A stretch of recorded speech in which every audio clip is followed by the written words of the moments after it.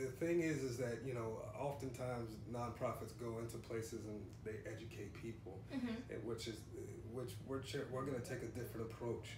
We believe people already have knowledge in the communities, so we would go into communities and assess what sorts of knowledges around food the community naturally possesses. Like, say for example, we find Miss Washington, and Miss Washington's been canning for decades. We would then train Miss Washington train Miss Washington to how to teach courses, and then pay her to teach these courses to her own community. And then all the food that comes out of this class that she would teach, the farm truck would then purchase from them folks. So now they got some sort of supplemental income. And then after the farm truck has sold those items, the profits would go back into the community to find another Miss Washington, or to pay Miss Washington again for another round. Okay. So again, to answer your question, the education is already there. We're going to be moving into an organizing phase, which is where, you know, it's more so, our job is more so about showing people the big picture, but relying on their natural knowledges and helping them to make power within their community.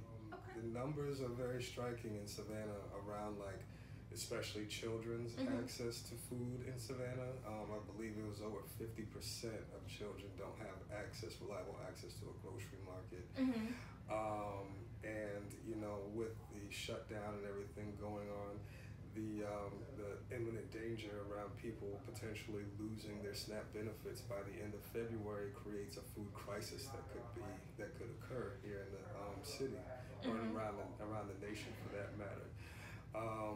I mean, there's definitely one of the goals moving into our next phase as we get these new recruits on board is to fill the food and nutrition insecurity gap.